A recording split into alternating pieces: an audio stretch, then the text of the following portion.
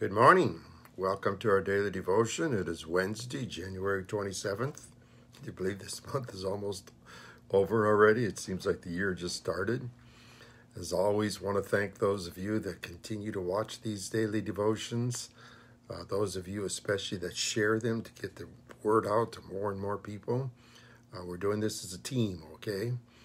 All I'm doing is using the gifts that God gave me, and now He's asking that you use the gifts that God gave you. Good morning, Mary. Morning, Veronica. Morning, John. We're in Matthew 6:22. This is still a part of the Sermon on the Mount. Comes right after Jesus talked to us about storing up treasures in heaven, like we talked about yesterday. Now he says, good morning, Roz. Now he says, the eye is the lamp of the body. If your eyes are good, your whole body will be full of light. But if your eyes are bad, your whole body will be full of darkness. If then the light within you is darkness, how great is that darkness? What do you think Jesus is talking about here? Morning, Gloria, in these verses. You all drive, morning, Marcy. You all drive vehicles at nighttime. What do you need when you drive a vehicle at nighttime? Of course, you need headlights on your vehicle to see where you're going. Your headlights are what tells the car where to go. You've all gone into your bedroom or your bathroom when it's completely dark. You need a light to see where you're going. Well, Jesus is saying those eyes of ours are just like that. It's your eyes that direct you, just like the lights on a vehicle direct you. Your eyes direct you. Your eyes fill your body with what it sees. What your eye sees is what goes into your body. If your eyes constantly see evil, then your body is filled with evil.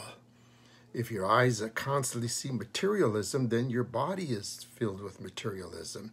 But if your eyes constantly see good, then your body is filled with good. If your eyes constantly see Jesus, then your body is filled with Jesus. Listen to what it says here in Hebrews 12:2.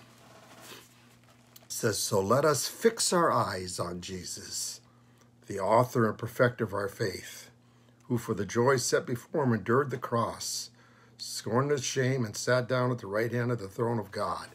Let us fix our eyes on that Jesus. And then Psalm 25:15 tells us a little bit of the same thing here. It says, my eyes are ever on the Lord. David says, my eyes are ever on the Lord. And he goes on to say why.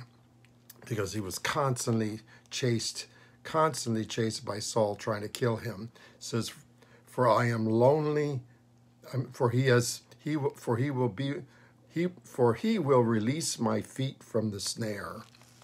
It's like I keep my eyes on the Lord because he's the one that can keep me safe. So let me ask you this. What fills your eyes most of the time? Morning, Juan. Morning, Michelle. What fills your eyes most of the day? What's coming through your eyes into your body, into your soul? We already know that the average person spends 5 to 6 hours a day on iPhones and iPads. 5 to 6 hours a day. What are you watching on those iPads? Because what you're watching on those iPads and iPhones is what's going into your body, into your soul. Right now, you're watching your device, but your eyes are fixed on Jesus, at least now for about 15 minutes. About 15 minutes, your eyes are focused on a message from Jesus, and that's what's filling your body, your soul right now. But what about the rest of your day? What about the rest of your day? Jesus tells us that our whole body will be full of light if we fix our eyes on what is good. But he also tells us that our whole body will be filled with evil if we fix our eyes on evil. Then Jesus says at the end of verse 23, then how great is your darkness? How great is your darkness? Think of this. You all watch TV. How many G-rated programs are on TV? Hardly any. Why? Why is that? Because people want to see R-rated programs. That's what the networks show what people want to see.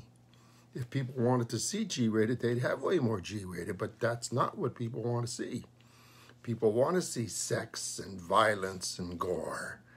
So that's what the networks put on TV. That's what your eyes are seeing. That's what's filling your body and your soul. Even commercials. Even commercials are R-rated. What? Because again, that's what people want to see. That's what gets people's attention. They're using R-rated advertisements because that's what's catching people's attention. That's what they want to see. So many video games, and your children are watching playing those video games. So many of those video games are R-rated.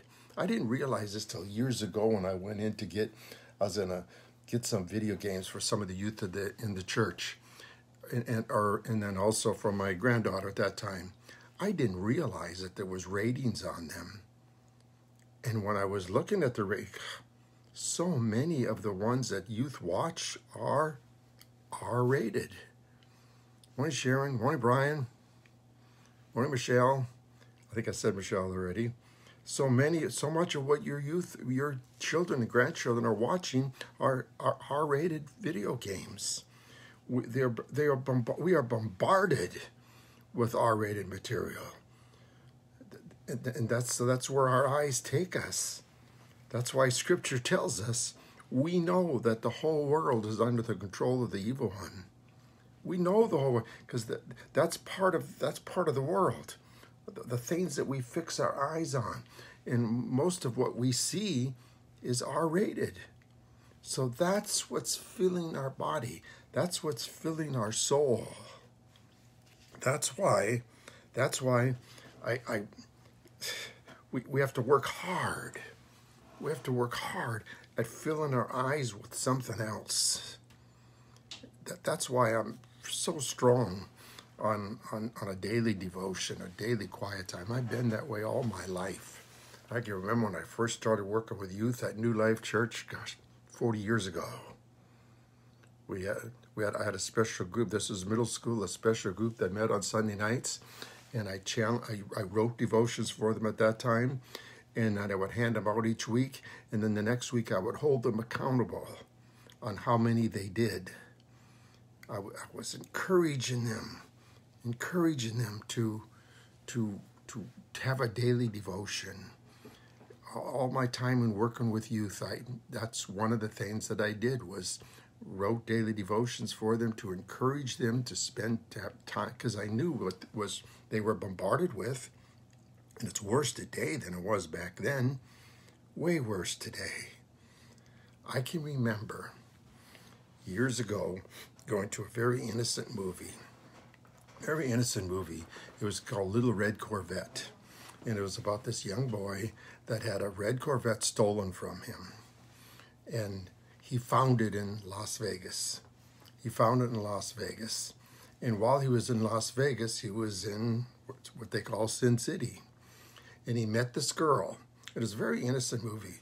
And he met this girl, and they went into a motorhome. And they didn't show anything, but the motorhome was rocking a little bit. And then the boy stuck his head out of the window and put his hands up in the air. And the whole theater roared. It was spontaneous. The whole theater let out a yay, because the young boy had just had sex with somebody. And it was an innocent movie. And I would remember sitting there thinking, oh, how sly you are, Satan.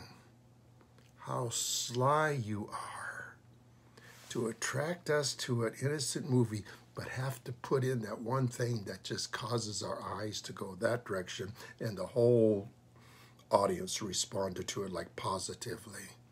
And then I realized, we're in Satan's territory. We are in Satan's territory. We are being bombarded with R-rated stuff, bombarded with it. So the only thing we can do is we need to start filling our eyes with other things. We need to fill our eyes with godly things. And I can't think of a better thing than what you're doing right now. Why do you think I take my time to do 12 videos a week? 12 videos a week. I do that because I want to help people to fix their eyes on Jesus, because they're bombarded. Remember, we know that the whole world is under the control of the evil one. People are bombarded with other stuff. I want to help you to take your eyes off that for at least 15 minutes to a half hour and fix your eyes on Jesus and fill your body and your soul with something good. So you can help me. You can help us just by sharing these videos, just by sharing them to help others to fix their eyes on Jesus. Because trust me, your family and your friends are struggling with the same things you're struggling with. They're struggling with the same things because they're bombarded with it. They're totally bombarded with it. Good morning, Imelda. I'll pray Monty's with you. Good morning, Rob. So let's keep getting these videos out to as many people as we can, so that somehow or another we can focus a little bit more on Jesus. It's hard, isn't it? It's not easy going through this world. It is not easy. And most of you watching this are adults now. Imagine what it's like for young people now whose hormones are running wild, and they have devices that allow them to go directly to that R-rated, that X-rated stuff. And that's what's filling their mind, and that's what's filling their soul. We need to fix our eyes on Jesus. Look at what Jesus says at the end. How great is your darkness? How great is your darkness? Oh, I hope it's not. Thank you for joining us this morning. Tonight will be our youth group crash. I'll be singing a song again. So I trust that many of you will join me again tomorrow morning at 8 o'clock for our regular daily devotion. Please make a commitment. Make a commitment to spend time with. It doesn't have to be with this video. It can be with anybody. I don't care who you watch, as long as your eyes are fixed on Jesus. Make a commitment to spend time with Jesus every single day. God bless you. Have a great day.